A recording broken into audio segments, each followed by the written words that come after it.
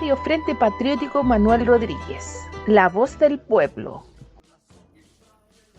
En estos días, estas jornadas y manifestaciones, la palabra violencia es la que destaca en los noticieros que todos sabemos controlan los dueños del capital, o también deberíamos decir los usurpadores de nuestras riquezas, los informativos de los privados que controlan los canales de televisión. Son las mismas familias que están en el ranking de las más ricas del país. Por tanto, los discursos políticos de sus invitados de siempre, de los partidos que les cuidan sus intereses, lo repiten como papagayos, el mismo tema, encapuchados, violentistas, etc.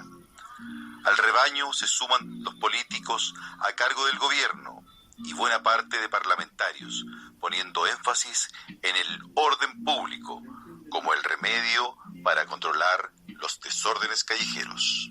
Así, las personas sencillas, los trabajadores y trabajadoras, los mismos que le llenan los bolsillos a los dueños de la empresa oficial, a cambio de sueldos miserables para aumentar la ganancia de los ricos, nuestros pueblos, o el populacho para ellos, los conscientes del desequilibrio social, del mal manejo político y descalabro económico, los que claman por sus derechos, los que gritamos las injusticias en nuestras grandes alamedas, nos hemos convertido en actores violentos para los dueños de este país. Las reivindicaciones de los derechos humanos en las manifestaciones de los pueblos es un hecho que perturba a los poderosos, como si ellos no tuvieran nada que ver con el violento accionar del capitalismo, como si el empobrecimiento de los sectores populares les fuera absolutamente ajeno. Nada dicen de lo que pasa con las desigualdades, la pobreza extrema, los crímenes contra nuestros mapuches, cometidos por representantes de las fuerzas del orden, amparados por la ley y al servicio del cumplimiento de las leyes. Tal vez eso para ellos, esto no es violencia. Y de la violencia exacerbada de los representantes de las fuerzas del orden, tampoco nada se dice de los que maltrataron, violentaron y dejaron ciegos a chilenas y chilenos que se manifestaban por las calles a partir del 18 de octubre del 2019, día que quedará grabado e ingresado en la historia de las luchas por las reivindicaciones de los postergados de siempre. Este 18 de octubre, al cumplirse un año desde el inicio de la rebelión estudiantil y juvenil, estallido social, revuelta, o como le llamen, la sociedad sigue molesta y mantiene su exigencia de un cambio en el modelo económico ultraliberal que nos aplasta desde hace más de 30 años y que ha generado la inmensa brecha de desigualdad. La pandemia, el estado de crisis sanitario, la falta de ingresos de los que viven y trabajan el día a día, ha agudizado la indignación explotada tras la acumulación por una alegría que nunca llegó, que fue la falsa democracia presentada, porque la salida de la violenta tiranía que bombardeó la casa de gobierno con el presidente democráticamente electo en su interior fue un acuerdo y negociado que amparó asesinatos y mantiene todavía, pese a los años, un pacto violento de silencio para ocultar sus crímenes. Crímenes como el que recordamos el pasado 16 de octubre en La Serena, memorando a los 15 fusilados por la Caravana de la Muerte, comandada por Sergio Arellano Stark, cuya misión fue ordenada personalmente por el violentista más sanguinario que recuerde la historia, acto probado por el documento que mostraba en cada ciudad que pisaba, transformándose en un representante directo del capitán general, golpista e innombrable. Crímenes como el que recordaremos el próximo 22 de octubre, donde fueron fusilados 4 militantes del Partido Comunista de Lota, en la ciudad de Concepción, en horas de la madrugada, para luego ocultar sus cuerpos recuperados en los años post-dictadura. Crímenes como los perpetrados en el río Tinguiririca el 28 de octubre, al asesinar a nuestros recordados comandantes Tamara y Rodrigo. crimen, lo más violento acontecido hace unas semanas al lanzar del puente Pío IX a un joven por la baranda de dicho puente. Crimen acontecido el domingo en la capital chilena, que nos deja con un joven muerto a manos del Cuerpo Policial de Carabineros, presuntamente de manera defensiva, de acuerdo con la versión gubernamental.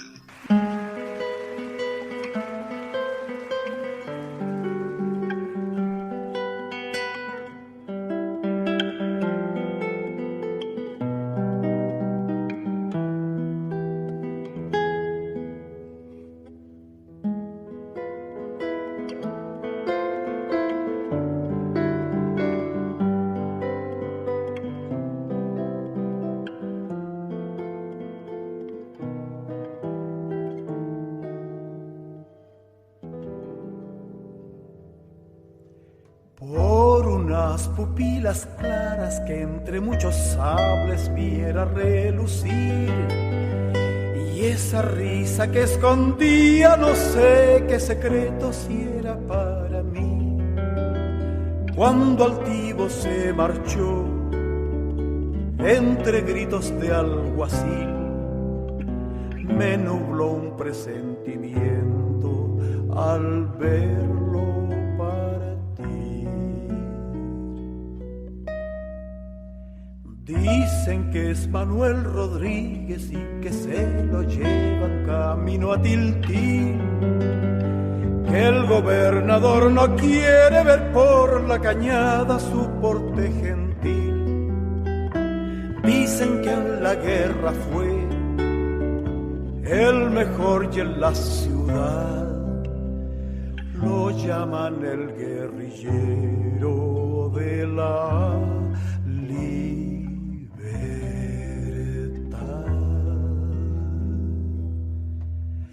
Solo sé que ausente va, que lo llevan los soldados, que amarrado a la montura la tropa lo aleja de su general. Solo sé que el viento va jugueteando en sus cabellos y que el sol brilla en sus ojos cuando lo conduce en camino a Tiltil.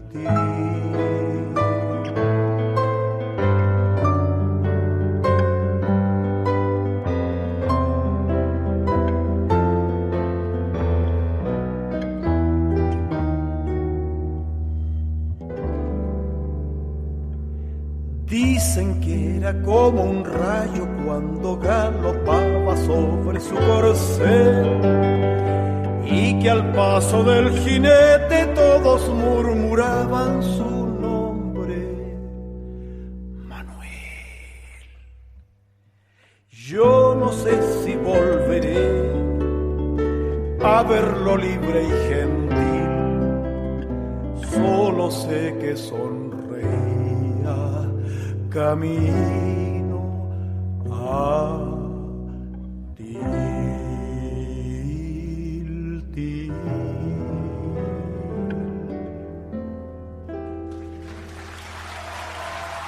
El 27 de octubre de 1988, Tamara y José Miguel llevan a sus espaldas un enorme contingente policial.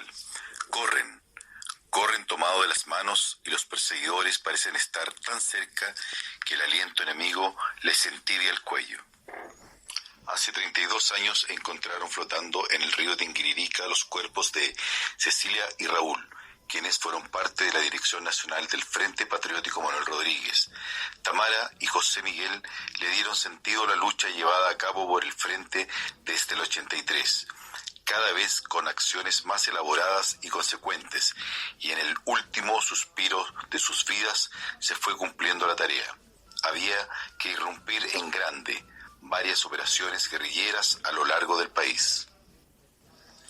La GPN, Guerra Patriótica Nacional, es el resultado de un análisis profundo de las y los rodriguistas, quien se encargó de sintetizar y elaborar la estrategia que buscaba la toma del poder como objetivo último.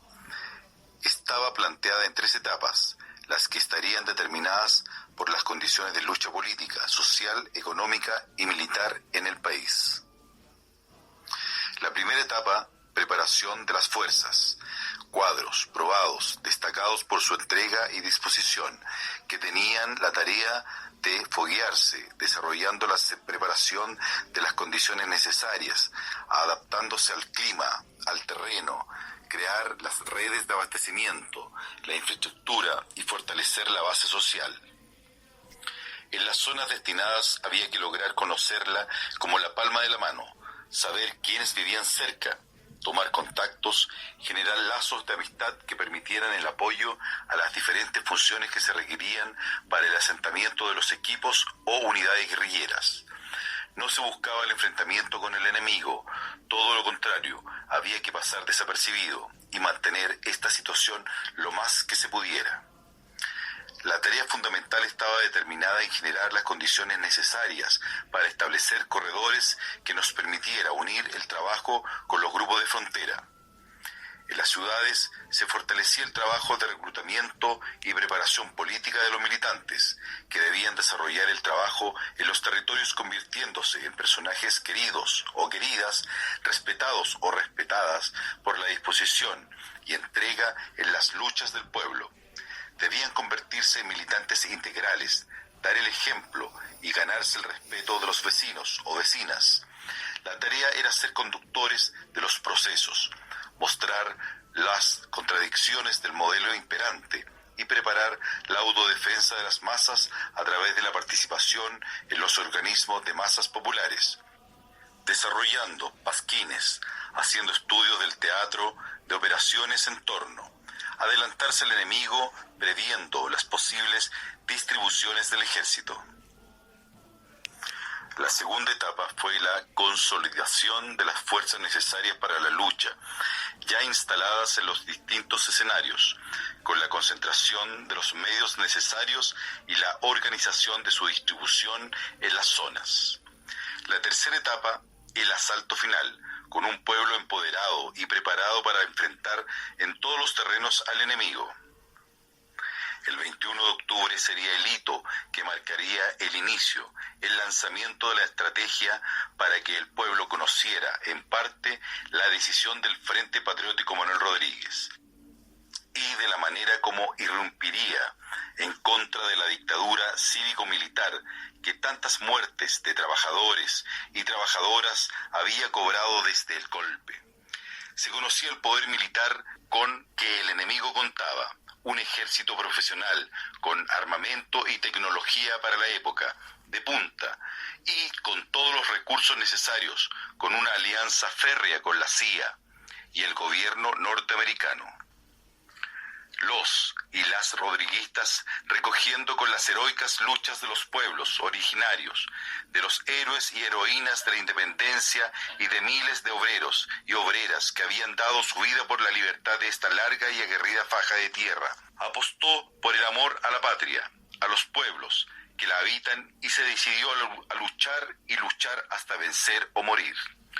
4 poblados fueron elegidos para llevar a cabo las operaciones de propaganda y castigo: Los Queñes, La Mora, Aguas Grandes, Pichipeyahuen.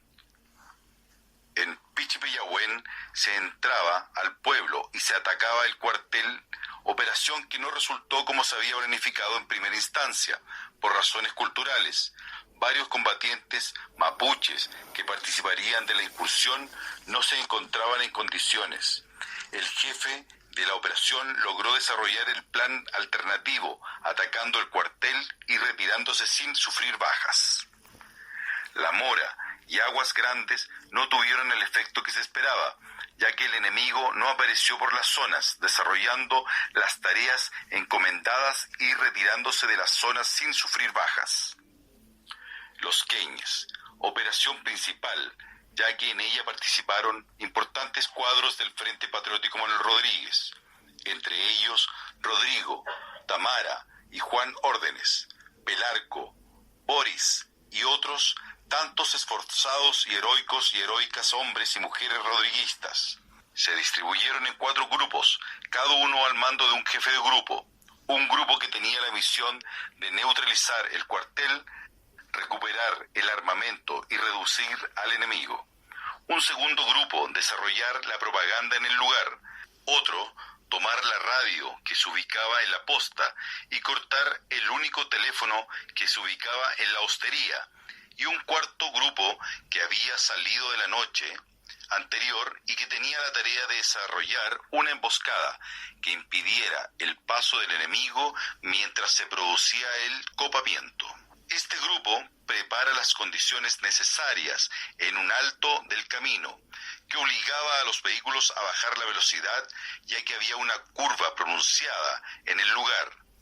Se instala una mina antivehículo vietnamita y los combatientes con fusil M16 esperan que intente pasar algún vehículo militar. La emboscada busca detener el paso del enemigo hasta el lugar donde se está efectuando la operación principal. Esta tarea tenía un tiempo límite. La orden del comandante Rodrigo había sido clara, cumpliéndose con creces, ya que el equipo se quedó más de media hora más en el lugar. Cuando se acercaba a un vehículo, el grupo estuvo a punto de activar la vietnamita. Por suerte, no lo hizo, ya que era una ambulancia. Al desarmar, y ya siendo las 01 de la mañana, el jefe ordena desactivar la mina y hacer retirada del lugar. El grupo se retiró sin bajas. En el grupo de la operación principal, los grupos comenzaban a retirarse. Un carabinero salió de su casa y, sin saber lo que sucedía, enfrentó valientemente a los hermanos, quienes respondieron a los disparos hiriéndolo de gravedad. Se desarrolló la retirada como se había planificado. Boris, con su grupo, se retiraron rumbo al sur, por la cordillera, encontrándose desprevenidos con el enemigo, quienes le dispararon hiriendo a uno de los hermanos del grupo. Los compas repelieron el ataque y lograron, teniendo que cargar al herido, caminando varios días y horas para llegar a un refugio donde se le atendió salvando su vida. Dos grupos continuaron hacia el norte por la cordillera varios kilómetros. Después del ataque, el jefe del grupo, Bigote, ordena a sus combatientes dejar sus armas personales ocultas y bajar sin protección, confiando en una de las leyendas que habían construido previamente, ya que en la zona había un colaborador que había sido carabinero.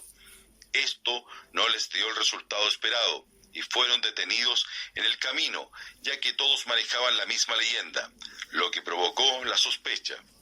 En manos del enemigo fueron violentamente torturados el jefe de este grupo, Bigote o Aurelio. Logró escapar, lo que alertó a los rodriguistas que algunas semanas de esta situación se comenzó una investigación interna. El tercer grupo, junto a los jefes Rodrigo y Tamara, días de escapar del enemigo por la cordillera, llegan hasta una cabaña de uno de los colaboradores en la zona de La Rufina, donde se instalan, y el grupo de compas que los acompañas se instalan unos metros de distancia en un tatú previamente preparado, desde donde salen a explorar la zona. En una de estas misiones, Pelarco se encuentra con el enemigo. La destreza del compa, que ya había vivido una situación parecida, por lo que se le conocía con el nombre de Pelarco, que pagó varios días por la cordillera. En otra ocasión, pues le detectaron un campamento, logrando escurrirse del enemigo que le pisó los talones. Nuevamente vivía la situación. Le ordenaron detenerse y él, que era un campesino, les dijo que andaba buscando los animales. Cuando se retiraba, lo volvieron a llamar. Corrió y subió una colina, encontrándose con un policía con su ametralladora, y forcejeó intentando quitársela, hasta que corrió y saltó un barranco cayendo entre la zarzamora, logrando nuevamente escabullirse y llegar al tatú, donde informó de la cercanía del enemigo. La casa donde se encontraban los comandantes fue rodeada y escaparon muy mal armados. Inclusive el comandante Rodrigo sufría de una pierna, la que mantenía vendada. Escaparon y esperaron la noche. Al parecer, el comandante intentó quitarle el fusil al enemigo, logrando escapar hasta que los dos fueron detenidos, violentamente torturados, casi moribundos, son lanzados al río Tinguiririca, donde finalmente se ahogan. Los encargados de perseguir y detener son Manuel Osvaldo Espinosa Castro, oficial de Carabineros, estaba a cargo del personal de inteligencia del OS4, dispuesto desde Santiago. Fue también asesor del fiscal regional Alejandro Peña y posteriormente se desempeña como jefe de apoyo criminalística de la Fiscalía Regional Sur. Al estar en el Poder Judicial, Raúl Eduardo Mera Muñoz y Carlos Ramón Aránguiz Zúñiga, coludidos con estos asesinos, hoy están libres. Julio Acosta Chávez, Carlos Benzamilovich Hidalgo, Juan Rivera Irachet y Walter Soto Medina. De nuevo quieren manchar mi tierra con sangre obrera, los que hablan de libertad y tienen las manos negras, los que quieren dividir a la madre de sus hijos y quieren reconstruir la cruz que arrastrará a Cristo. Quieren ocultar la infamia que legaron desde siglos, pero el color de asesinos no borrarán de su cara. Ya fueron miles y miles los que entregaron su sangre y en caudales generosos multiplicaron los panes.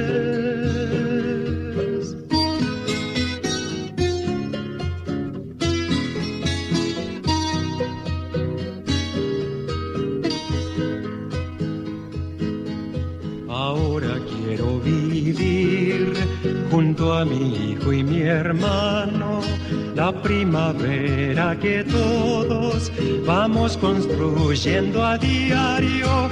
No me asusta la amenaza, patrones de la miseria. La estrella de la esperanza continuará siendo nuestra.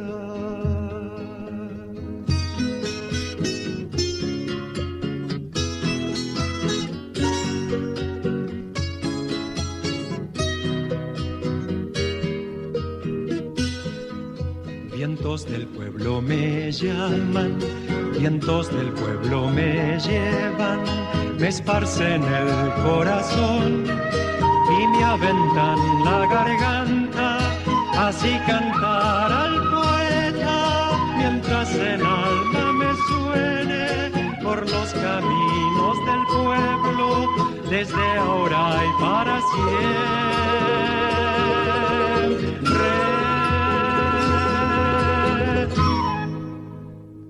Radio Frente Patriótico Manuel Rodríguez, la voz del pueblo. El 28 de octubre de 1988, día en que José Miguel cumple tristemente 28 años, la comandante Tamara se transforma en Cecilia Magni, cuando identifican el cuerpo femenino que bordea la ribera del río Tinguiririca. 2 días después, Raúl Pellegrini, el hombre detrás del comandante José Miguel, es encontrado con la mirada blanca del agua, tal como Cecilia. Raúl lleva la cara mustia de la muerte y el cuerpo destrozado por los golpes que le propinaron a ambos el día en que no pudieron seguir corriendo, el día en que tumbaron a ese hombre y a esa mujer torturados salvajemente, a quienes les aplicaron corriente, a los que les desgarraron sus cuerpos, a los que golpearon con fierros, a ellos, que murieron en octubre, lanzados al río, a los que hoy y siempre recordamos como soñaron con poner la dignidad más alta que la cordillera de los Andes. 32 años del día en que el Frente Patriótico Manuel Rodríguez decidió mostrar al mundo nuestra estrategia, llamada Guerra Patriótica y Nacional.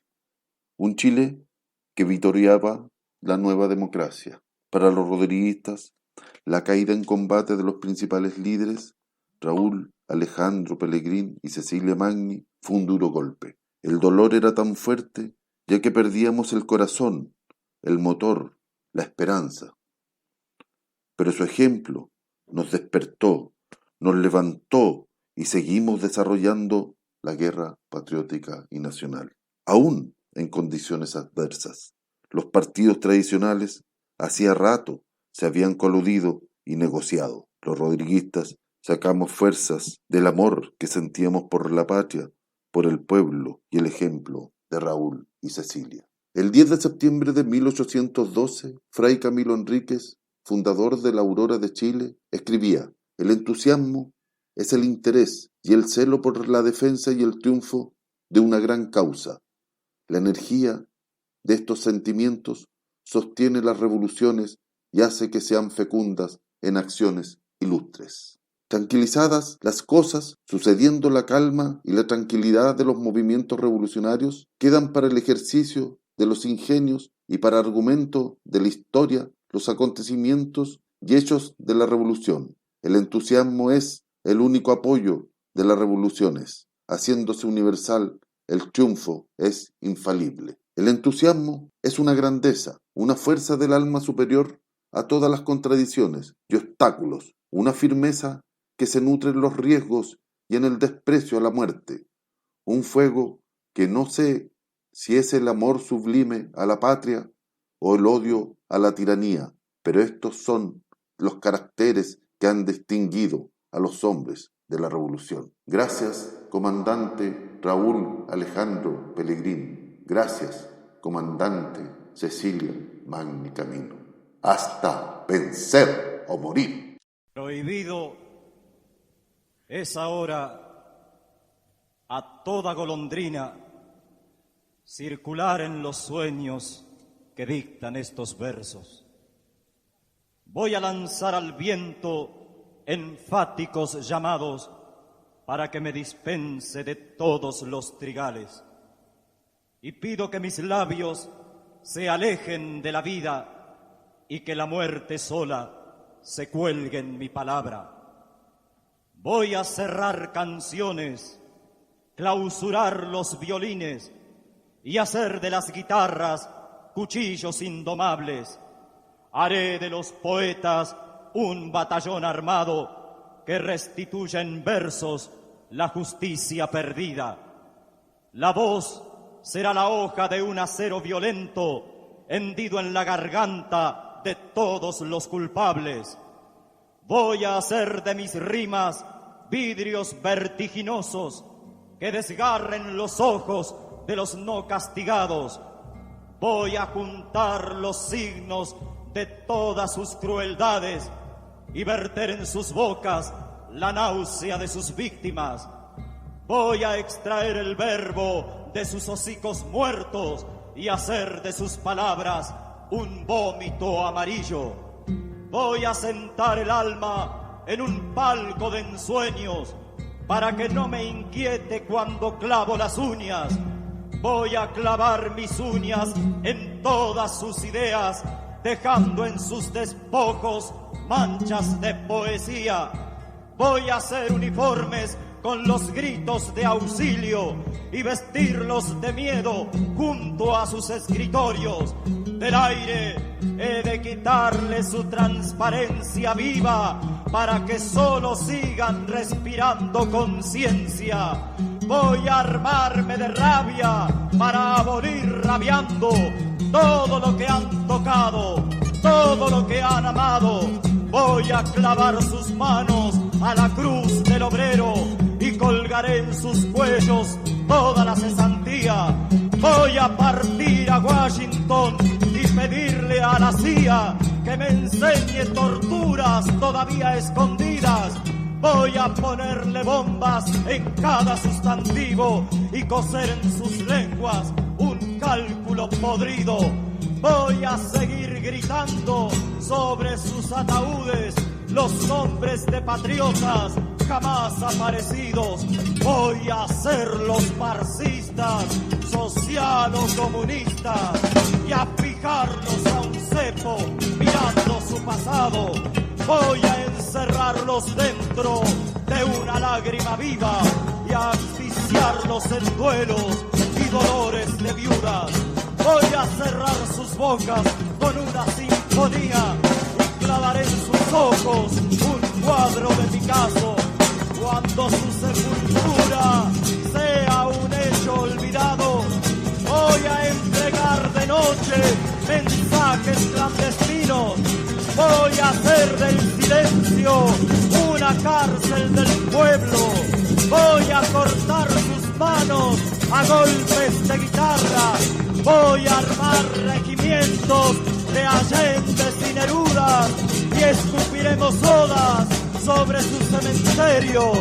Y entonces, solo entonces, cuando sean borrados, cuando nadie recuerde el odio de sus nombres, y entre manos aladas volvamos a encontrarnos desde las trizaduras de esta historia enlutada, sobre la sangre entera vertida de mi tierra, volarán golondrinas, trigales y poemas. Volarán golondrinas, trigales y poemas. El próximo 22 de octubre se cumplirán 47 años de la muerte de los hoy reconocidos mártires del carbón, fecha en que fueran fusilados los compañeros Vladimir Daniel Araneda Contreras, 33 años, profesor de educación básica en Lota y dirigente gremial del magisterio; Bernabé Cabrera Neira, 39 años, empleado en la celulosa Arauco y presidente del sindicato Celulosa de Concepción; Isidoro del Carmen Carrillo Tornería, 46 años, administrador público, gerente general de la Empresa Nacional del Carbón, ENACAR; y Danilo Jesús González Mardones, 39 años, profesor normalista, alcalde de Lota.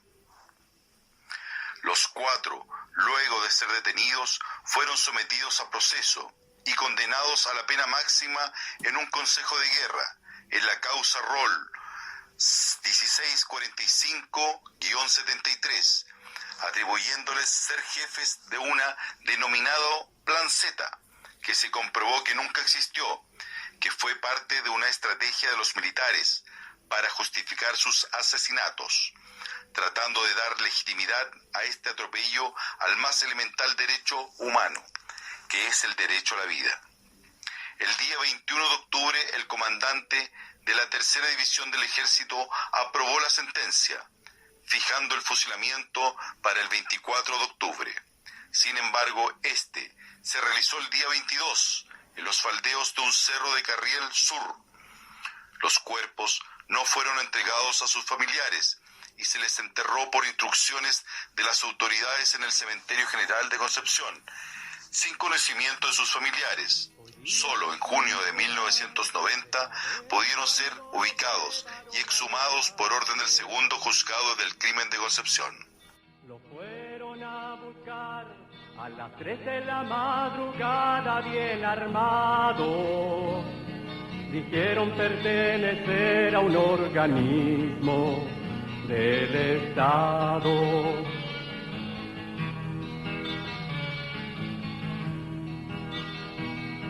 A golpes de culatazos lo sacaron de su casa maniatado. Iba lleno de coraje, la mirada desafiante y frente en alto.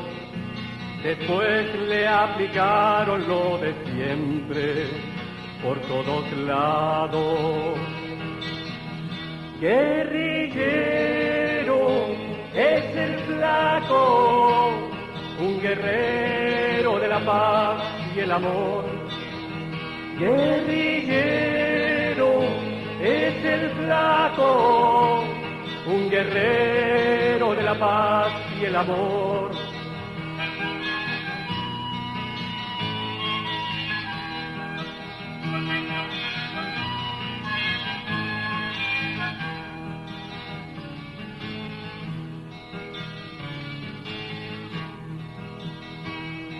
Claro que los tribunales se enteraron atrasados de ese rapto. Después de 20 días, en las manos de unos tipos desalmados, luego estalló la bomba de noticias en los diarios.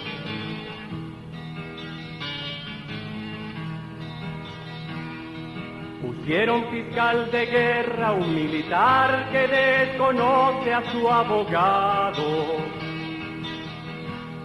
Aparece en la TV rodeado de periodistas sobornados, echando la culpa al flaco de tomar parte en el atentado. Guerrillero es el flaco, un guerrero de la paz y el amor. Guerrillero es el flaco, un guerrero de la paz y el amor.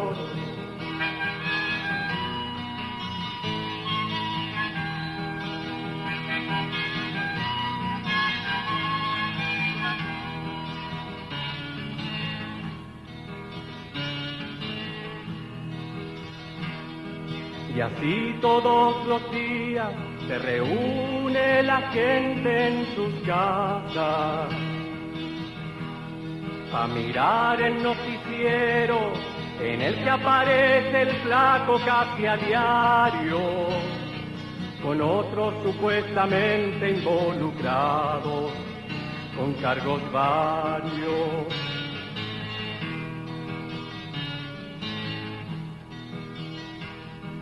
En las murallas del barrio escriben su nombre ahora los muchachos.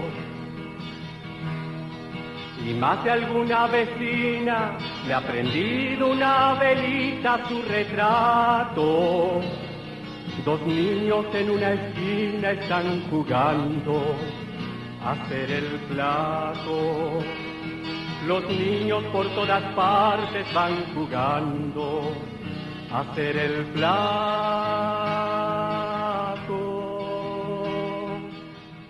Guerrillero es el flaco.